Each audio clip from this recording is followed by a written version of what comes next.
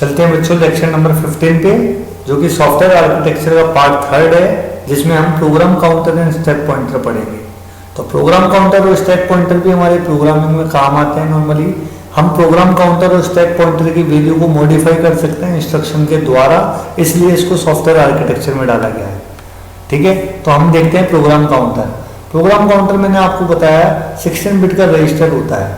इसका मेन काम है इस सीक्वेंस को ध्यान में रखना कि इंस्ट्रक्शन किस तरीके से एग्जीक्यूट हो रहा है। ये सीक्वेंस को डील करता है, क्योंकि ये एक 16 बिट का रजिस्टर है, तो ये नॉर्मली 16 बिट का एड्रेस स्टोर करता है। 16 बिट का रजिस्टर है तो ये 16 बिट का एड्रेस स्टोर करता है। इस रजिस्टर को मेमोरी पॉइंटर भी बोल सकते हैं एक तरीके से, पर यहाँ पे वो वाला मेमोरी पॉइंटर नहीं है। ये वो मेमोरी पॉइंटर है कि कौन सा इंस्ट्रक्शन एग्जीक्यूट होने वाला है उसका ध्यान रखता है। ये नॉर्मली सीक्वेंस का ध्यान रखता है कि इंस्ट्रक्शन का जो एग्जीक्यूशन है उसका सीक्वेंस क्या है, उसको ध्यान में रखता है। ये उस एड्रेस को पॉइंट आउट करता है, उस इंस्ट्रक्शन के एड्रेस को पॉइंट आउट करेगा जो अगला एग्जीक्यूट होना है। मैं दोबारा बता रहा हूँ, ये 16 बिट का रजिस्टर है जो कि एक एड्रेस को स्टोर करता है, और ये नॉर्मली इसका काम है इंस्ट्रक्शन के एग्जीक्यूशन को सीक्वेंस का ध्यान में रखना। इंस्ट्रक्शन के एग्जीक्यूशन के सीक्वेंस का ध्यान रखना ये प्रोग्राम काउंटर का काम है। ठीक है, किस तरीके से इंस्ट्रक्शन एग्जीक्यूट हो रहा है वो ये ध्यान रखता है। इसका नॉर्मली 16 बिट का ये एड्रेस स्टोर करता है, और 16 बिट का एड्रेस किसका, ये उस इंस्ट्रक्शन का एड्रेस स्टोर करता है जो अगला एग्जीक्यूट होगा। जैसे मान लो आज मैं पेज नंबर 9 पढ़ा रहा हूँ, कल मैं पेज नंबर 10 पढ़ाऊंगा, तो ये 10 को पॉइंट आउट करेगा क्योंकि अगला पेज 10 है। मान लो 10 पे लिखा हुआ है कि अगला पेज 50 है, तो मैं अब ये 10 जब मैं पढ़ रहा हूँ तो ये 50 को पॉइंट आउट करेगा क्योंकि अगला पेज 50 है। तो ये नेक्स्ट इंस्ट्रक्शन के एड्रेस को पॉइंट आउट करता है जो कि एग्जीक्यूट होने वाला होता है। ऐसा नहीं है कि नंबर वाला है, जो एग्जीक्यूट होगा। क्लियर है या नहीं है? अब प्रोग्राम काउंटर का फंक्शन क्या है, ये उस मेमोरी एड्रेस को पॉइंट आउट करता है जो कि नेक्स्ट इंस्ट्रक्शन आपका फैच होगा। नेक्स्ट इंस्ट्रक्शन जो फैच होने की तैयारी में है, जो एग्जीक्यूट होने की तैयारी में है, तो ये प्रोग्राम काउंटर उसको पॉइंट आउट करता है। और जब वो एड्रेस फैच हो जाता है, मतलब नेक्स्ट इंस्ट्रक्शन फैच हो जाता है, तो प्रोग्राम काउंटर अपनी वैल्यू को बढ़ा लेता है 1 से। ठीक है, तो नॉर्मली ये उस एड्रेस को पॉइंट आउट करता है किसको, जिसका ऑपकोड है और जो नेक्स्ट इंस्ट्रक्शन एग्जीक्यूट होना है। मतलब हम ये कह सकते हैं कि ये प्रोग्राम काउंटर उस एड्रेस को पॉइंट आउट करता है, उस इंस्ट्रक्शन के एड्रेस को पॉइंट आउट करता है जो नेक्स्ट एग्जीक्यूट होगा। आप जानते हो इंस्ट्रक्शन मेमोरी में स्टोर होते हैं, तो मान लो पहला इंस्ट्रक्शन एग्जीक्यूट हो रहा है तो अगले इंस्ट्रक्शन का एड्रेस मेमोरी में जो है उसको पॉइंट आउट करने का काम आपका प्रोग्राम काउंटर का है। दोबारा बोल रहा हूँ मैं, इसको एक इस तरीके से भी कह सकते हैं कि आपका एक इंस्ट्रक्शन एग्जीक्यूट हो रहा है तो दूसरे इंस्ट्रक्शन का ऑपकोड का एड्रेस, दूसरे इंस्ट्रक्शन का ऑपकोड का एड्रेस जो कि एग्जीक्यूट होना है, उसका एड्रेस ये प्रोग्राम काउंटर अपने पास रखता है।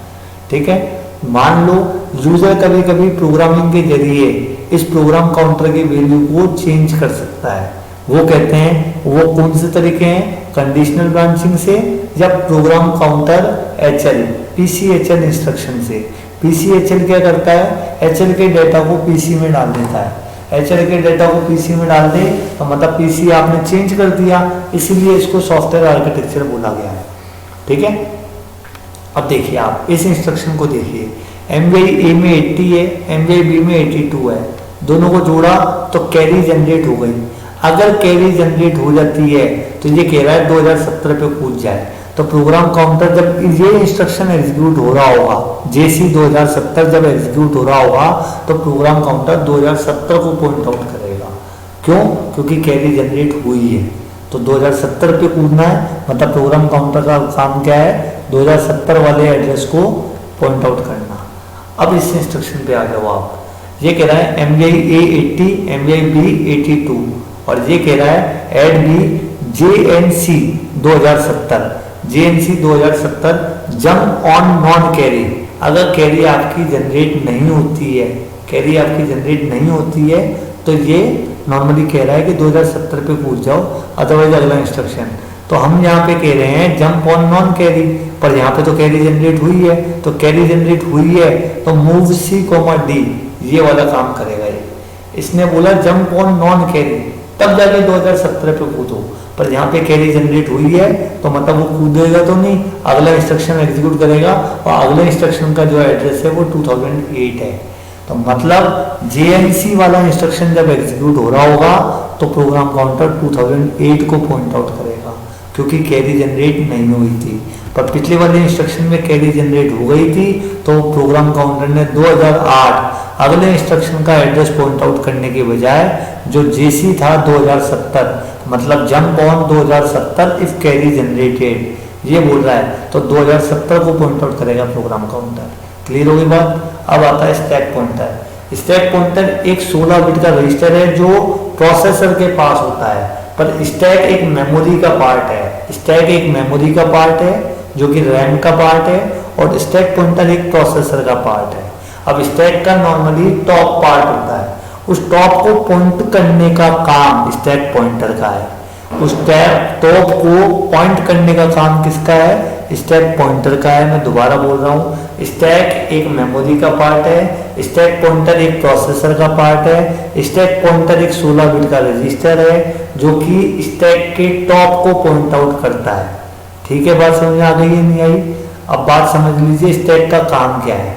स्टैक में नॉर्मली हम रिटर्न एड्रेस स्टोर करते हैं जब कोई फंक्शन कॉल होता है या सबरूटीन कॉल होता है। जब कोई फंक्शन कॉल करते हैं या रिटर्न सबरूटीन कॉल करते हैं तो आपको वापस मेन प्रोग्राम में आना है उस फंक्शन को एग्जीक्यूट करके। उस फंक्शन को एग्जीक्यूट करके आप मेन प्रोग्राम में आओगे तो वो कहलाता है हमारा नॉर्मली स्टैक का काम। रिटर्न एड्रेस स्टोर करने का काम किसका है? स्टैक का है। मतलब आप जाने से पहले अपना रिटर्न एड्रेस स्टैक के अंदर स्टोर करके जाओगे। अब रिटर्न एड्रेस कहाँ स्टोर होता है? टॉप पे। रिटर्न एड्रेस नॉर्मली स्टैक के टॉप पे स्टोर होता है कि टॉप नाम का वेरिएबल क्या है, और टॉप का एड्रेस कौन पॉइंट आउट कर रहा है? स्टैक पॉइंटर पॉइंट आउट कर रहा है। अब ये ध्यान रखिएगा, जब भी आप कोई वैल्यू स्टैक के अंदर डाल रहे हैं, जब भी आप कोई वैल्यू पुश कर रहे हैं स्टैक के अंदर, तो टॉप डिक्रीज हो जाता है 2 से। ठीक है, क्योंकि स्टैक क्या कर रहा है? सबसे पहले ध्यान रखिए, स्टैक क्या कर रहा है? एक 16 बिट का एड्रेस स्टोर कर रहा है। अब स्टैक 16 बिट का एड्रेस स्टोर कर रहा है, पर मेमोरी में तो एक एड्रेस पे 8 बिट ही आ सकती है। तो मतलब स्टैक के अंदर अगर आप रिटर्न एड्रेस पुश कर रहे हो तो 16 बिट का एड्रेस पुश करने के लिए 2 वैल्यू आपकी नीचे आ गई। तो stack top to bottom approach पे चलता है। Stack top to bottom approach पे चलता है, इसलिए टॉप डिक्रीज हो रहा है। पर जब आप स्टैक में से डाटा को पॉप करते हो, जब आप डाटा को पॉप करते हो तो वो इंक्रीज होता है बाय 2। स्टैक का जो टॉप है वो इंक्रीज हो जाता है बाय 2।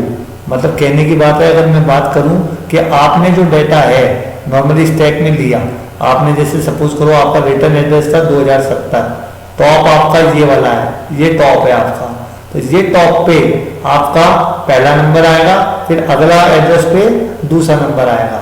ये तो हो गया, तो आपका टॉप घट रहा है 2 से।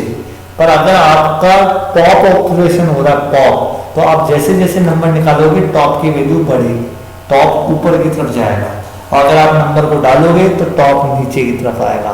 कितना नीचे आएगा?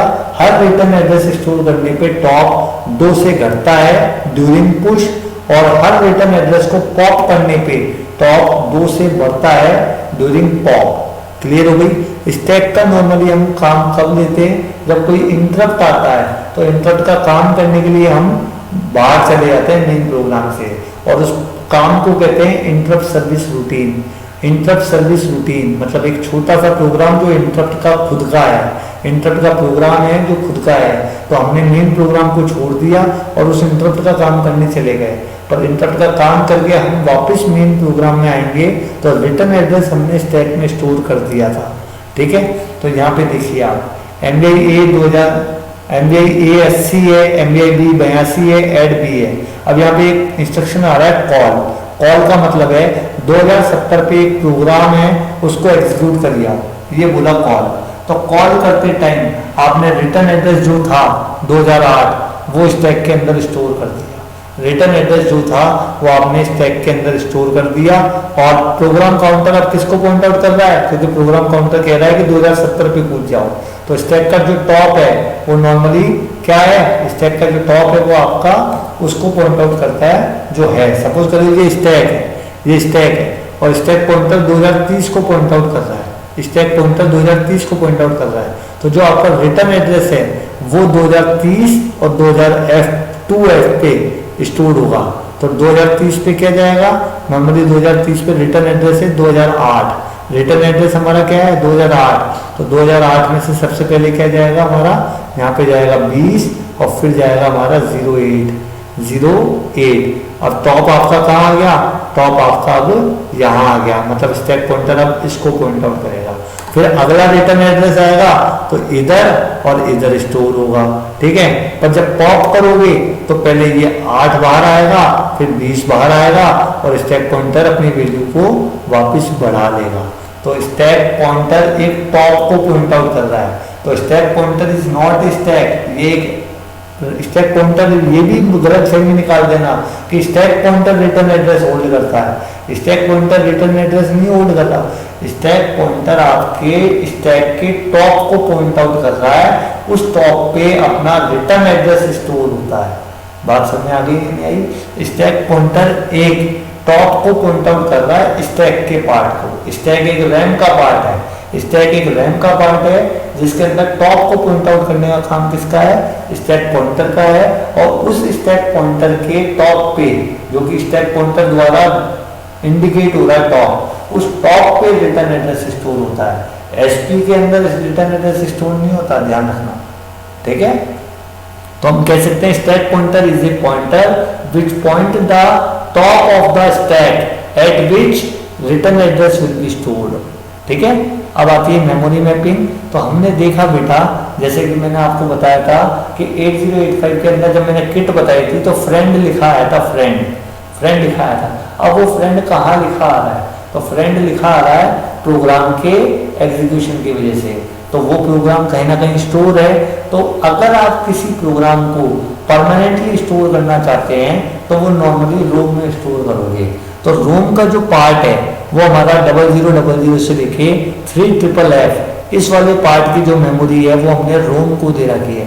जैसे हम बात करते हैं ना पूरे अलवर की बात करें तो पूरा अलवर एक मेमोरी है जिसके हमने टुकड़े कर रखे हैं कि ये वाला पार्ट रेलवे के अधीन है, ये रिजर्व है, ये वाला पार्ट हमारा यूआईटी के अधीन है, ये रिजर्व है, ये वाला पार्ट हमारा घर बनाने के लिए है, ये खाली पड़ा है, ये वाला पार्ट हमारा इसके लिए है, ये खाली पड़ा है, ये वाला पार्ट हमारा एग्रीकल्चर के लिए है तो केवल खेती होगी। तो हमने क्या करा, पूरी मेमोरी को बांट दिया अलग अलग काम के लिए। तो अगर हमारा 0000 से लेके 3FFF के बीच में जो भी चीज आएगी वो रोम में जाएगी, ये ध्यान रखना। 4400 से लेके 5FFF के बीच की जो वैल्यू आएगी वो रैम 1 में जाएगी। रैम 2 के अंदर 6000 से लेके 8FFF तक की वैल्यू का एड्रेस पे अगर कोई वैल्यू आती है तो वो रैम 2 का है एरिया। अगर 9000 के एड्रेस से लेके A3FF तक के एरिया में अगर कोई डाटा आता है तो वो रैम 3 में गया है। और रैम 4 का मतलब है A400 से लेके F7FF तक के एरिया में जो भी चीज गई है वो रैम 4 में गई है। अब इनमें से कुछ पार्ट ऐसे होते हैं जो रिजर्व होते हैं। सपोज करो रैम 1 रिजर्व है स्टैक के लिए, तो इसके अंदर जो भी वैल्यू आएगी वो स्टैक के अंदर जाएगी, ये समझ लीजिए। तो अब मान लो आपको प्रोग्रामिंग करनी है, तो प्रोग्रामिंग करने के लिए जैसे रैम 4 का एरिया बिल्कुल खाली पड़ा है, सपोज करो रैम 4 का एरिया खाली है, तो आप अपनी प्रोग्रामिंग रैम 4 वाले एरिया में कर सकते हैं। मतलब आपके प्रोग्राम का जो स्टार्टिंग एड्रेस होगा वो A400 से स्टार्ट होगा और कहाँ तक होगा, F7FF तक है।